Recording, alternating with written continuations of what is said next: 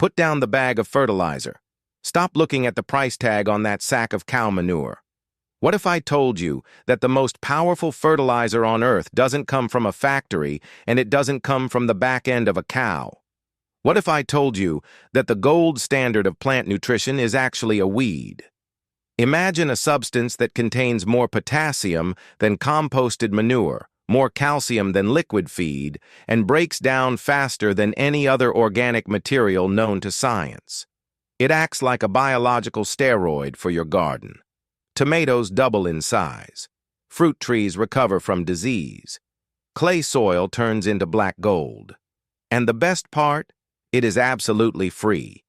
You plant it once and it prints fertilizer for the rest of your life, but you cannot buy it at the garden center. In fact, if you ask for it, they might give you a strange look, because this plant is not famous for its power. It is famous for its crime. This is Comfrey. And according to the authorities, it is a dangerous biological hazard.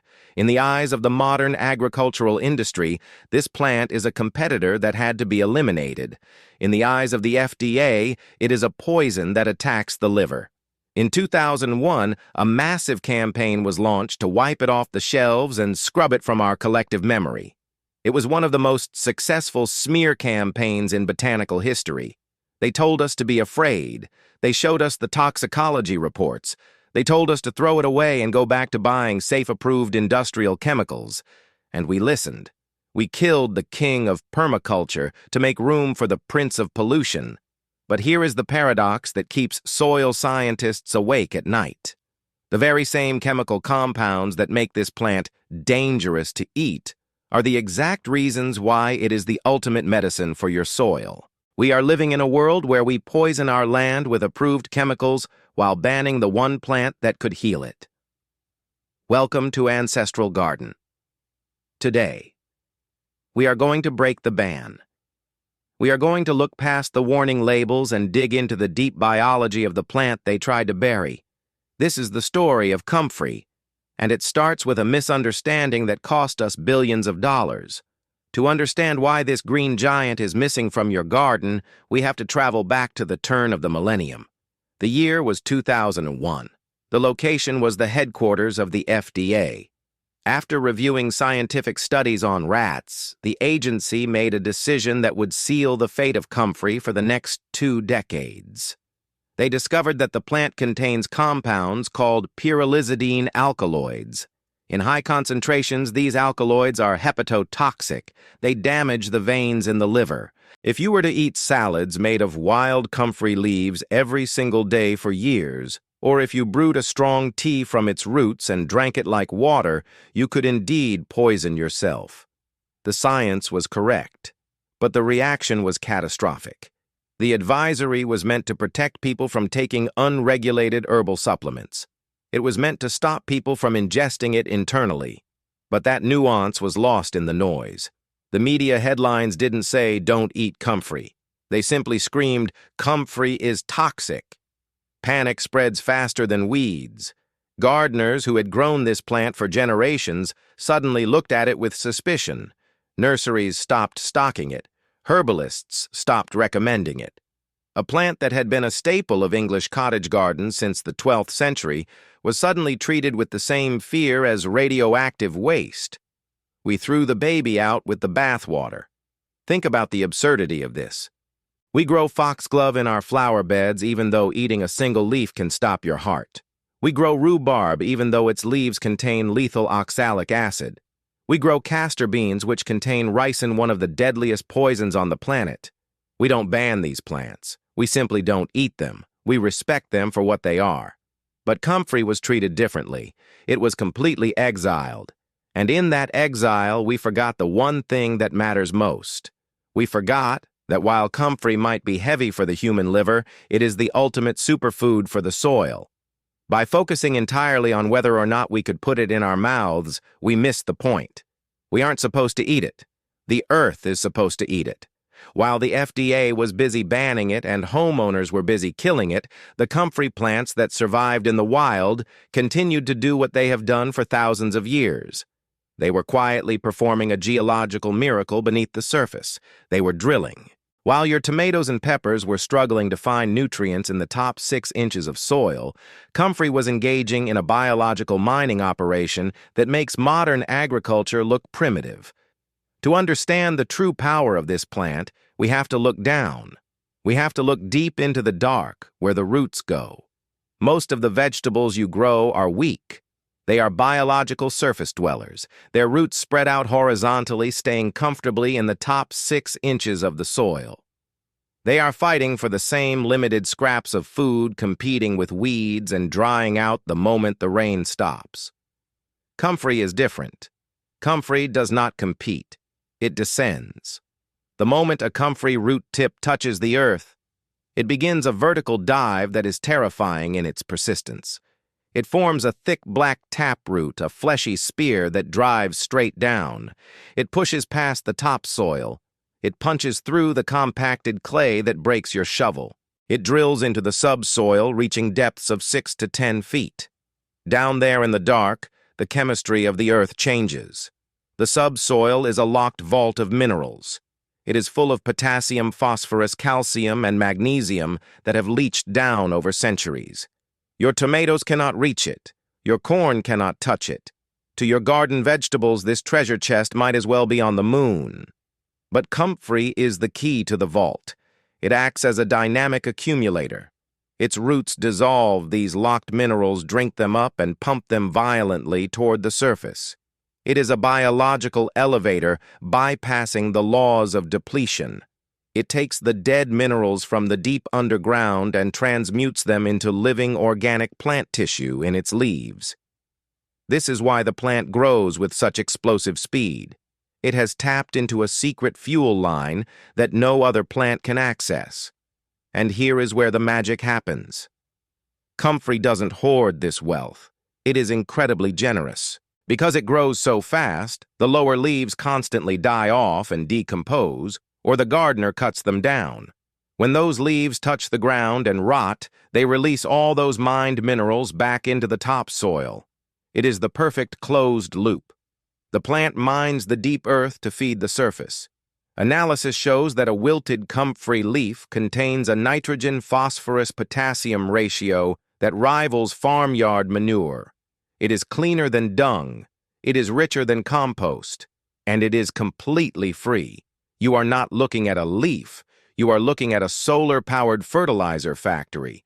But having a factory is useless if you don't know how to operate it. The raw power of comfrey is locked inside those hairy, fibrous cells. To unleash it to turn this solid green matter into liquid gold for your garden, you have to do something that smells absolutely terrible. You have to brew it. There is a price to pay for free energy. In the world of chemical fertilizers, the price is money. In the world of comfrey, the price is the smell. To unlock the power stored in these leaves, you must perform a simple act of fermentation. You take a bucket. You cram it full of torn comfrey leaves, packing them tight until the bucket is bursting. You place a stone on top to weigh them down, cover it with water, and put a lid on it. Then, you walk away. For 3 weeks inside that dark bucket, a violent biological breakdown occurs. The cellular structures of the leaves collapse. The nitrogen is released. The proteins dissolve. When you return and open that lid, you will be hit by a stench that can only be described as biblical. It smells like a sewer. It smells like a dead animal. It smells like pure, unadulterated rot. Your neighbors might complain. Your family might ask you to move it to the far end of the yard. But do not be disgusted. That smell is the smell of victory. What remains in the bottom of the bucket is no longer water. It is a thick, dark, viscous sludge. Gardeners call it comfrey tea, but that name is too polite. This is biological rocket fuel. When you dilute this sludge and pour it onto a struggling tomato plant, the reaction is almost immediate. Unlike slow-release pellets that take weeks to break down, the nutrients in comfrey tea are already dissolved. They are bioavailable. The plant drinks it in like a thirsty runner drinking electrolytes. Within days, the leaves turn a darker, richer green. New flowers burst forth. The immune system of the plant hardens. You are not just feeding the plant NPK, you are feeding it calcium for strong cell walls. You are feeding it allantoin, a compound that stimulates cell division. You are feeding it the very essence of the deep earth. And you didn't pay a cent for it. The chemical companies want you to believe that fertility comes in a sterile blue powder. They want you to believe that clean means healthy. But nature prefers the dirty. Nature prefers the rot. Because in the cycle of life, the faster something breaks down, the faster it can rebuild. However, there is one final danger you must know before you plant this beast. Comfrey is powerful, but it is also stubborn. Once you invite it into your garden, it never leaves. If you try to dig it up and you leave behind a piece of root the size of a fingernail, it will grow back. It is immortal. So how do you harness this power without letting it take over your entire property? And how do you declare your final independence from the fertilizer aisle? The fear of invasion is real. A wild comfrey plant drops thousands of seeds. It can turn a garden into a jungle in 2 seasons. But in the 1950s, an English gardener named Lawrence Hills developed a solution. He created a specific strain known as Bocking 14. This plant is a sterile mule. It flowers, it produces nectar for the bees, but it produces no seeds. It cannot spread. It stays exactly where you plant it, growing larger and more powerful in place, but never moving an inch without your permission. This is the key to the lock. With Bocking 14, you get the drill, the mine, and the factory, without the invasion. So where does that leave us with the FDA ban? The government was right about one thing. You probably shouldn't make this plant your primary food source. Your liver is precious. But they were wrong to make us fear it. By demonizing the plant, they inadvertently pushed us into the arms of the chemical giants. They made us consumers of bags and bottles instead of producers of our own fertility. Every time you buy a bag of synthetic nitrogen, you are dependent on a global supply chain, on mining operations, on shipping lines, and on fossil fuels. But when you plant a root of comfrey in the corner of your yard, you are severing that chain. You are creating a closed loop.